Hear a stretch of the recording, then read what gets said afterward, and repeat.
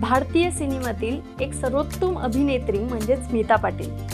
Smita Patil parallel सिनेमामधील महत्त्वाचं नाव होतं. त्यांचा जन्म 17 ऑक्टोबर 1955 रोजी पुण्यात झाला. त्यांचं कुटुंब मूळचं खानदेशातील धुळे जिल्ह्यातल्या शिरपूर इथलं होतं. त्यांचे वडील शिवाजीराव पाटील हे राजकारणात कार्यरत होते, तर आई विद्याताई पाटील या समाजसेविका होत्या. रेणुका स्वरूप मेमोरियल या पुण्यातील विद्यालयातून त्यांनी शिक्षण घेतलं. नंतर त्यांनी मुंबई विद्यापीठातून साहित्यामध्ये पदवी प्राप्त केली. लहानपणापासूनच त्यांना नाटकांमध्ये सहभाग घ्यायला आवडायचं. पुढे पुण्यातीलच एका नाट्यसमूहाकडून त्यांनी नाटक केलं.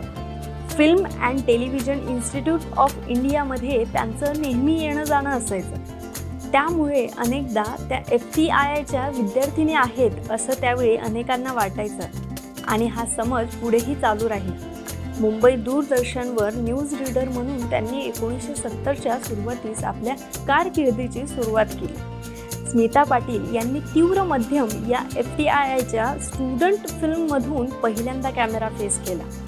केतन मेहता यात त्यांचे सहकलाकार होते. राजा शिवछत्रपती या 1974च्या सिनेमात त्यांनी सईबाई साकारली. सामना या गाजलेल्या सिनेमातही त्यांनी काम केलं. श्याम बेनेगल यांनी त्यांना आपल्या चरणदास चोर सिनेमात कास्ट केलं. हबीब तन्वीर यांनी त्यांच्यासोबत स्क्रीन शेअर केली. निशांत या महत्त्वपूर्ण सिनेमात त्यांनी मोठमोठ्या कलाकारांसोबत काम केलं. मंथनमध्ये बेनेगल यांनी त्यांना अत्यंत महत्त्वाची भूमिका देऊ केली. स्मिता यांनी या संधीचं सोनं केलं.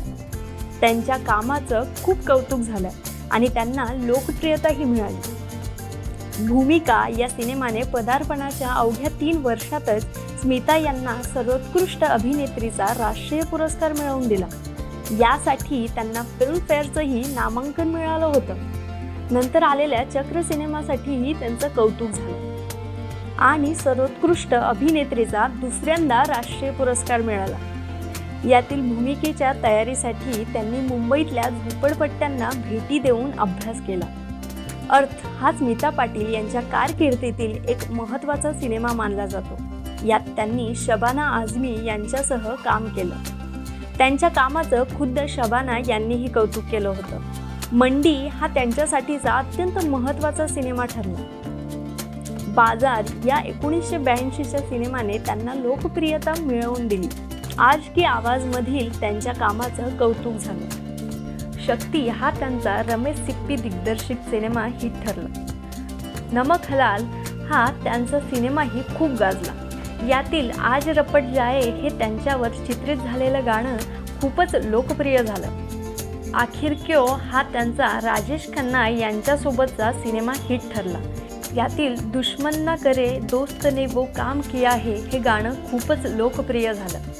या चित्रपटाच्या यशानंतर स्मिता पाटील आणि राजेश खन्ना ही जोडी आणखी काही सिनेमांमध्ये दिसली. यात अनोखा रिश्ता, अंगारे, नजराना, अमृत अशा अनेक सिनेमांचा समावेश आहे. राज बब्बर यांच्यासोबतही स्मिता यांची जोडी चांगलीच गाजली. त्यांनी एकत्र अनेक सिनेमे केले. भीगी पलके हा त्यांचा पहिला सिनेमा. पुढे त्यांनी तजुर्बा, आज की आवाज, अवाम आणि हम दो हमारे दो यांसारख्या चित्रपटांमध्ये सोबत काम केलं. मिर्च मसाला या केतन मेहता दिग्दर्शित सिनेमात त्यांनी नसरुद्दीन शहा आणि ओमपुरी यांच्यासह स्क्रीन शेअर केली. यातील त्यांच्या कामाचं खूप कौतुक झालं. इन्सानियत के दुश्मन हा मल्टीस्टारर सिनेमा बॉक्स ऑफिसवर हिट झाला. 1987च्या नजराना या चित्रपटामध्ये त्यांनी श्रीदेवीसह काम केलं. हा चित्रपट त्या वर्षीच्या टॉप 10 चित्रपटांपैकी एक होता. डान्स हा सिनेमाही बॉक्स ऑफिसवर हिट झाला. देवशिशू या बंगाली चित्रपटासाठी त्यांनी मोबदला न घेता काम केलं. ठिकाणा चित्रपटाच्या शूटिंग दरम्यान त्या गरोदर होत्या, तरीही त्यांनी कमिटमेंटमुळे शूट पूर्ण केलं. यातून त्यांची कामाप्रती निष्ठा दिसून येते.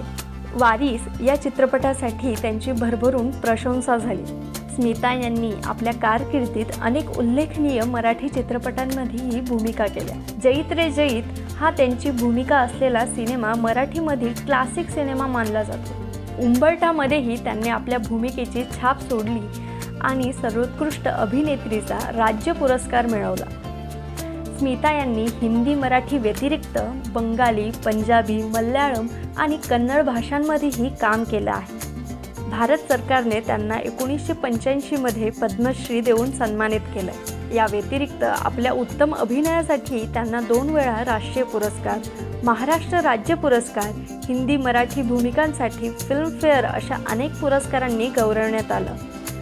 भारतीय पोस्टाने त्यांच्या स्मरणार्थ एक टपाल तिकीट प्रसिद्ध केलंय. यांच्या कामाला सलाम म्हणून 2012 मध्ये स्मिता पाटील आंतरराष्ट्रीय चित्रपट महोत्सव डॉक्युमेंटरी आणि शॉर्ट्स सुरू करण्यात आला. राज बब्बर हे स्मिता यांच्या प्रेमात पडले होते, मात्र तेव्हा राज हे नादिरा यांच्यासह विवाहित होते. त्यावेळी स्मिता यांच्यावर खूप टीका झाली होती, पण त्यांनी याची पर्वा केली नाही. अखेरीस राज आणि स्मिता यांचा विवाह झाला, परंतु बाळंतपणाच्या गुंतागुंतीमुळे स्मिता यांचा 13 डिसेंबर 1986 रोजी मृत्यू झाला. त्यावेळी त्यांचं अवघं 31 वर्ष वय होतं. प्रतीक बब्बर हा त्यांचा मुलगाही अभिनेता आहे. स्मिता पाटील यांच्यावर अनेक पुस्तकं लिहिली गेली आहेत. स्मिता या नेहमी सशक्त भूमिकांच्या शोधात असायच्या. या ताकदीच्या अभिनेत्रीचा आज जन्मदिवस. त्यानिमित्त त्यांना बायोस्कोप आर्ट्सकडून अभिवादन.